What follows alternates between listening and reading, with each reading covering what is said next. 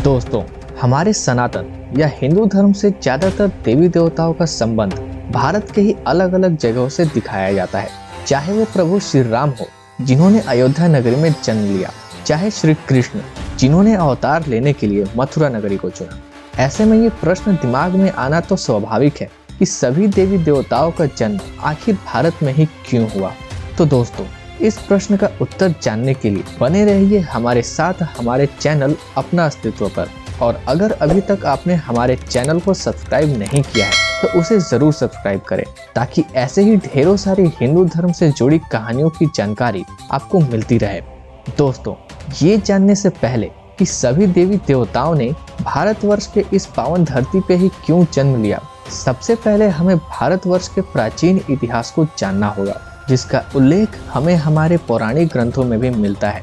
भारत का जो स्वरूप आज हम देख रहे हैं, और अगर हमें ऐसा लगता है कि भारत इतना ही बड़ा है, तो आपको बता दें कि हजारों साल पहले ये ऐसा नहीं था, बल्कि पृथ्वी के इस सबसे बड़े भूभाग को प्राचीन काल में जम्बू द्वीप के नाम से जाना जाता था। मार्कंडेय पुराण के अनुसार जम्बू द्वीप का विस्तार उत्तर और दक्षिण के बजाय मध्य के क्षेत्र में ज्यादा था, और उस फैलाव को मेरुवर्ष या इलावर्त के नाम से भी जाना जाता था। दोस्तों, इलावर्त पहले चक्रवर्ती सम्राट कुरुरवा की मां का नाम था। इलावर्त के मध्य में पहाड़ों के राजा सुनहरा मेरु पर्वत था। मेरु पर्वत के शीर्ष पर भगवान ब्रह्मा का विशाल नगर माना जाता है, जो ब्रह्मपुरी के नाम से प्रसिद्ध रहा।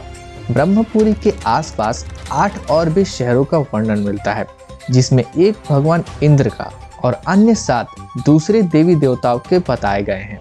इसी संदर्भ में हमें एक और बात त्रेता युग से जुड़ी मिलती है, जिसमें ये उल्लेख है कि भगवान राम के काल से हजारों वर्ष पहले प्रथम अणु स्वयंभू मनु के पौत्र और प्रियव्रत के पुत्र ने इस भारतवर्ष को बसाया था, पर तब इसका नाम कुछ और था।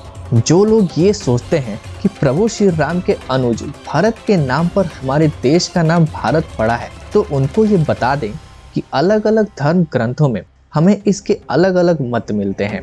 वायु पुराण के अनुसार महाराज प्रियव्रत का अपना कोई पुत्र नहीं था, इसीलिए उन्होंने अपनी पुत्री के पुत्र यानी अपने पौत्र अगेंद्र को गोद ले लिया था, जिसका लड़का नाभि था।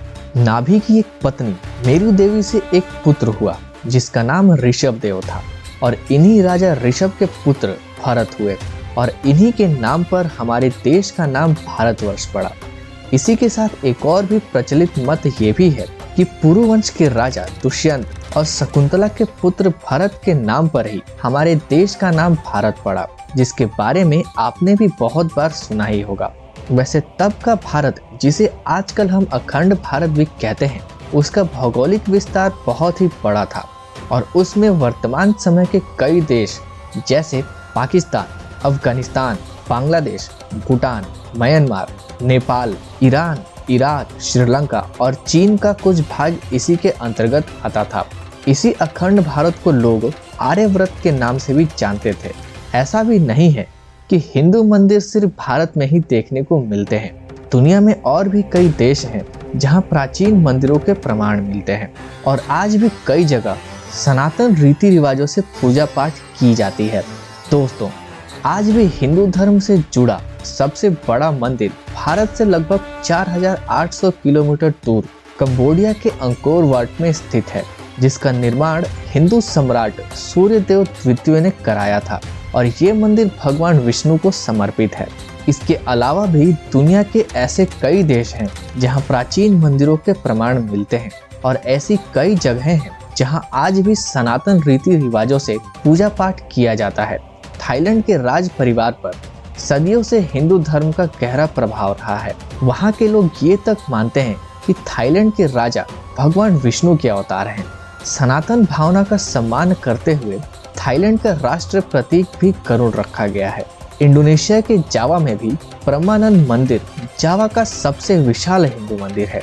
ये मंदिर खास तौर पर ब्रह्मा, विष्णु और महेश को समर्पित है। इस मंदिर को यूनेस्को ने विश्व धरोहर के सूची में भी शामिल किया है। मंदिर में त्रिदेवों के साथ उनके वाहनों के भी मंदिर मिलते हैं, और ऐसा माना जाता है कि इस मंदिर का निर्माण 9वीं सदी के आसपास हुआ था।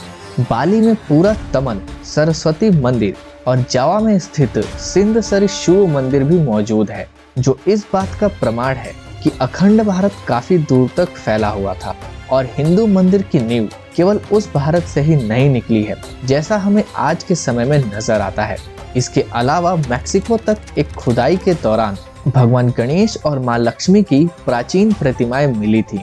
मैक्सिको से हजारों ऐसे और भी प्रमाण मिलते हैं जिनसे ये सिद्ध होता है कि हिंदू धर्म की पहुंच यहाँ तक थी।